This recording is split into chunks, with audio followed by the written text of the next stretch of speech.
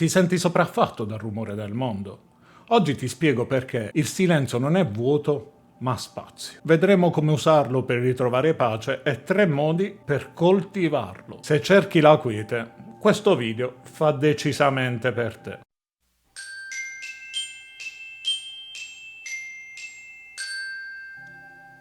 Quando è stata l'ultima volta che hai ascoltato il silenzio? Il silenzio non è assenza, ma presenza senza distrazioni. Il silenzio è uno spazio fertile e non un vuoto, perché nel silenzio non c'è niente ed è proprio lì che nasce tutto. La mente si riordina quando smetti di riempirla. E una volta fatto questo, lasci libero spazio alle future intuizioni o pensieri, molto più utili della semplice confusione. La quiete è una pratica e non una condizione esterna. Non ti serve andare in un posto di quiete, ma semplicemente imparare a spegnere il rumore che hai dentro. Perché sappi che puoi trovare silenzio anche nel caos più totale, se impari semplicemente a non reagire a tutto. Perché ogni impulso, ogni fonte di stress in realtà non è quasi mai diretta a noi, ma è il frutto di come noi reagiamo a quella situazione. Quindi, per tranquillizzarvi, sappiate che la pace non dipende dal volume esterno, ma dipende solo da voi. Oddio, alcuni si agiteranno per questa cosa perché sanno che devono lavorarci su.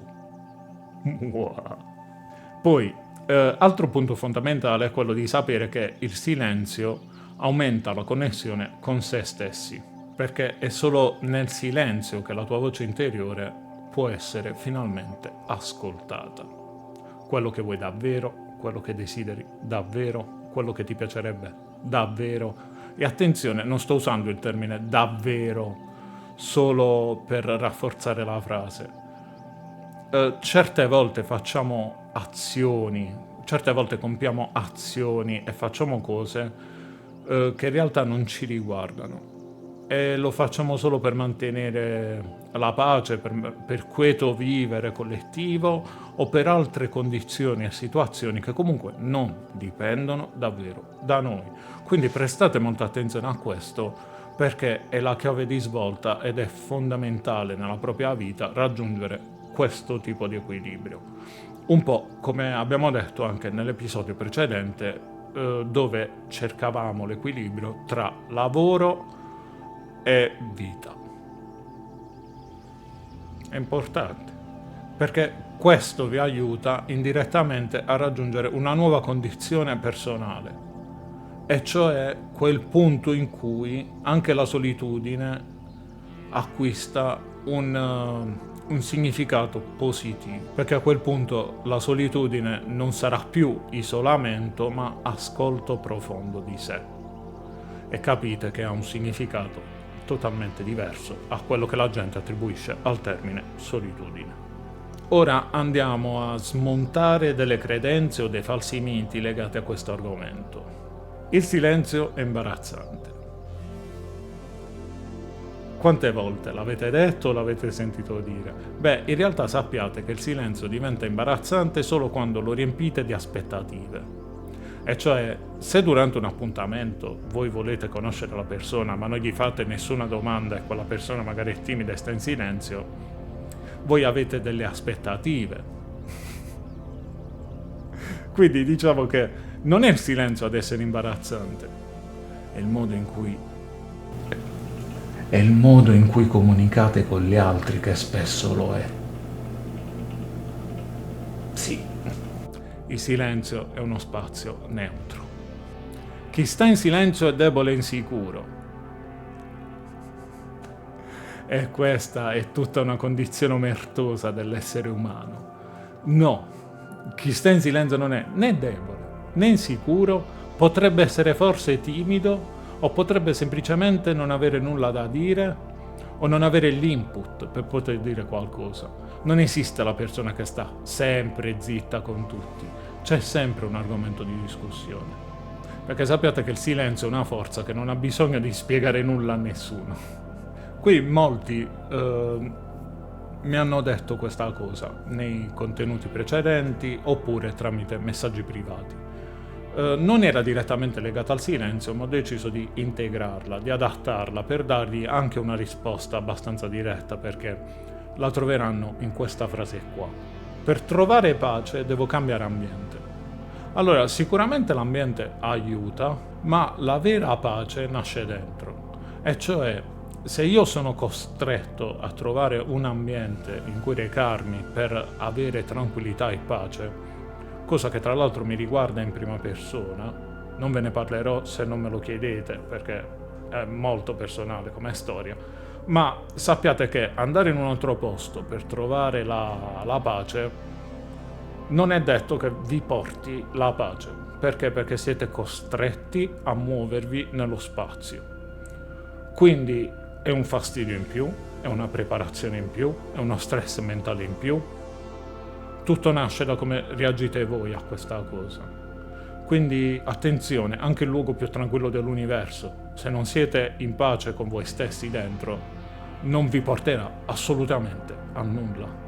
Qua ci ricolleghiamo ad un altro falso mito, che è quello che attesta il silenzio è tempo perso e poi se non parlo non comunico. Allora, per rispondere ad entrambe, il silenzio non è tempo perso. Il silenzio è il tempo più produttivo per la tua mente e la tua felicità. Inoltre, per rispondere all'altra, il silenzio comunica profondità, rispetto e presenza. E attenzione a questa cosa, noi viviamo in una società basata sul dissing e sulle provocazioni verbali. Quindi qualcuno aspetta che tu parli per interromperti, per smentirti, per aggredirti. Quindi non è inusuale trovare persone che hanno proprio paura del silenzio, proprio perché sono state abituate da questi meccanismi tossici. Non te la prendere con il silenzio, prenditela un po' con te stesso e un po' con i tuoi interlocutori, se questa cosa accade spesso e accade sempre. Perché vi racconto questa cosa proprio legata a questo punto. È molto importante per me darvi, non dico una soluzione, ma almeno un'alternativa valida. Molte persone il silenzio non sanno gestirlo e non sanno tollerarlo, perché semplicemente hanno bisogno di una discussione. Mettiamo in campo quelle persone che vogliono assolutamente sminuire la tua persona o la tua presenza davanti ad altri. Sicuramente se rimani zitto, una delle frasi provocatorie che viene spesso usata è quella: non hai niente da dire perché è vero. Quando in realtà dovremmo imparare che da quelle situazioni allontanarsi non è un male. Sì, poi comunque si parla male di noi e questo è inevitabile. Sì, comunque poi gli altri si potrebbero fare un'idea, ma noi non siamo la vita degli altri e non dobbiamo permettere agli altri di influenzare la nostra vita. Le persone sono come le mutande. C'è chi le cambia ogni giorno e c'è chi se le tiene una settimana di più. Ma quelli che se la tengono una settimana di più non ci fanno una bella figura. Quindi non farlo con le persone tossiche, buttale, cambiale. Cambia quelle mutande. Per i meno svegli. Era una battuta, non sto dicendo che le persone vanno cambiate da un giorno all'altro. Io vi parlo di persone tossiche, di persone che vogliono sempre avere ragione. E attenzione, questo può riguardare uno sconosciuto trovato per casa, come può riguardare vostra madre. Chi vi fa male non ha un'etichetta, va allontanato. Sarà più difficile nel secondo caso, ma va fatto. Cioè, volete vivere?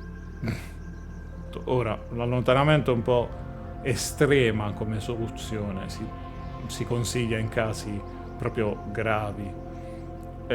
Tanto sono gravi, tanto più è difficile l'allontanamento, banalmente. Quindi filtrate quella parola e questa cosa qua la capirà chi davvero ci sta passando. Cioè, è un esempio stupido che ho usato volontariamente proprio per provocare chi sta passando e attraversando questo periodo. Per tutti gli altri che non lo capiranno, non lo so.